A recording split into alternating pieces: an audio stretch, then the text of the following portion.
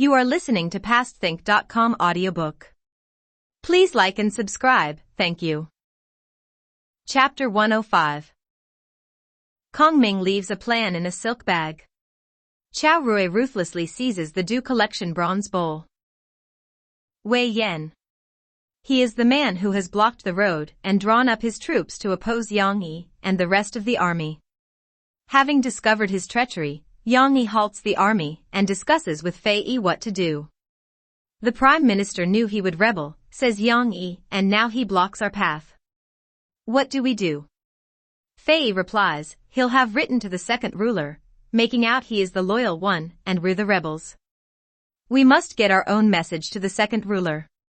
A back road is found, and messengers sent to Qingdu to inform the second ruler of Wei Yan's rebellion. In Qingdu, the second ruler has had a dream of an avalanche, and when he summons his advisors to interpret this, they tell him of the star that has fallen to earth, and that these portents all mean Kong Ming has died. The arrival of Li Fu confirms that this is true, and the second ruler collapses with grief. All are deeply moved, and even the ordinary folk cry aloud. It is a few days later that Wei Yan's petition arrives declaring that Yang Yi has usurped power, and only he, Wei Yan, stands against him. Such an unexpected announcement creates great debate within the court, with most people feeling that it is more likely that the haughty Wei Yan is the rebel. The matter is resolved when shortly afterwards Yang Yi's petition arrives. Advisor Jiang Wan says, Kong Ming never did fully trust Wei Yan, so you can be assured that he made plans to deal with this before his death. Wei Yan will be drawn into a trap, of that your majesty can be sure. 2 further petitions arrive, one from each side, and this leads the second ruler to suggest that maybe a compromise, some form of reconciliation, could be undertaken, and he sends Dong Yun to try to achieve this. By now Wei Yan has taken up position by Nango, never having dreamed that Yang Yi, using back roads, could have come round behind him. Commander He Ping leads the loyal troops and, emerging behind Nango, he challenges Wei Yan to single combat, shouting, "Where are you, you traitor Wei Yan?" To which Wei Yan replies, "You're the traitor, helping one like Yang Yi. Don't you try to shout me down." "The Prime Minister's body is not cold yet," retorts He Ping, "and you have already rebelled." Then, turning to Wei Yan's soldiers, he says, "You men, when did the Prime Minister ever do you harm? Why are you helping the traitor? Go home, and we'll reward you." A huge cheer goes up, and many of the men set off home straight away. Infuriated by all this, Wei Yan attacks, and He Ping charges forward as well. They fight many rounds, until He Ping pretends to retreat. Wei Yan tries to follow him, but arrows drive him back. Watching his army literally fall apart, he chases some, slaying them as they run. The only troops to stand firm are the 300 men around Ma Dai. But when Wei Yan suggests that they desert and join the Wei army, it is Ma Dai who says, "Better that we as men of honor carve out our own lands than surrender to another. You're the best soldier in the whole land. I swear to follow you and suggest we take Guanzhong, from where we can attack the west of Shu." Encouraged by this, they first attack Nanjing, where Jiang Wei is already ensconced along with Yang Yi. Profoundly worried about how to deal with this, Jiang Wei asks Yang Yi for advice. As he was dying, he says, "Kong Ming gave me this silk bag to be opened when Wei Yan rebelled." So saying, he opens the bag and reads the cover of the envelope. It says, "Only to be opened when you confront Wei Yan." So, armed with this, Yang Yi follows Jiang Wei out of the city gates to confront Wei Yan and Ma Dai. Jiang Wei shouts his defiance at Wei Yan, who replies, "This doesn't involve you, Jiang Wei. It's Yang Yi I have come to fight." In the shadow of the gateway Yang Yi opens the letter left by Kong Ming, and then rides out to be beside Jiang Wei, confronting Wei Yan and Ma Dai. "Your betrayal was predicted by Kong Ming," he says. "However, if you can shout, 'Who will dare kill me?' 3 times, I will know you for a true warrior, and will surrender Guanzhong to you." Roaring with laughter, Wei Yan says, "Listen to me, you pathetic coward. I was only partially afraid of Kong Ming when he was alive. Now he is dead, who is there to fear? Answer me that.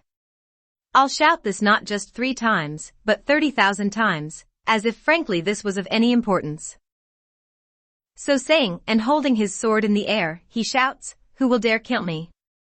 Before the shout fades away, a voice comes from behind him, "I dare kill you." A sword flashes through the air, and Wei Yan falls dead from his horse. And who killed Wei Yan?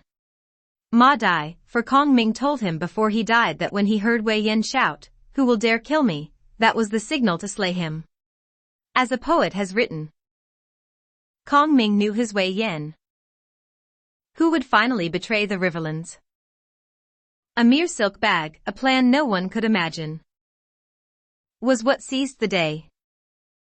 When news reaches the second ruler, he orders that Wei Yan be buried with honors as befitted his earlier bravery and valor for the kingdom. By now the body of Kong Ming has reached the outskirts of the capital, and everyone from ruler to peasant comes out to greet and to mourn Kong Ming. In every valley and on every hill, ordinary folk weep. Yang Yi is rewarded by being given high honors, while Ma Dai is given the high rank that was previously held by Wei Yan. In the winter of AD 234, Kong Ming is buried with full ceremonies and ritual. The second ruler builds a temple in his honor at Mianyang. Du Fu wrote the following poems. Where can I find the Prime Minister's shrine? Beyond the town where the cypresses stand vertical. Here's sunlit, lush grass, a perpetual spring. Orioles sing in the branches, but who to? 3 times his lord had to beg him to help the kingdom. He served 2 terms with all his heart, but died with all his plans unrealized. And ever since, truly heroic men weep at his death. Kong Ming's illustrious name is known worldwide. Highest among the high, famed for his kingly mien. 3 kingdoms split into being, he used all his skill. One pointed as a feather to reunite them again. His reputation as great as the legendary ones. Even in his failures, he still ranks among the greatest. The stars turned, the Han were fated to fall. Working to the end, his body scarred, he never gave up. No sooner has the second ruler returned to his palace than word comes of what seems to be military preparations by Wu for an invasion. Distressed at what appears to be a betrayal of their alliance, and an opportunist exploitation of the distraught state of Shu following Kong Ming's death, he sends an ambassador to find out what is going on.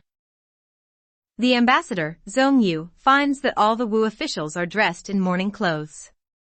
The military movements are explained as being undertaken in case Wei decides to take advantage of Kong Ming's death, and so the alliance is renewed once again, and the heart of the second ruler is put at ease. Now the second ruler raises Jiang Wei to take Kong Ming's place as prime minister. Fei Yi becomes the head of the secretariat, and others receive their rewards.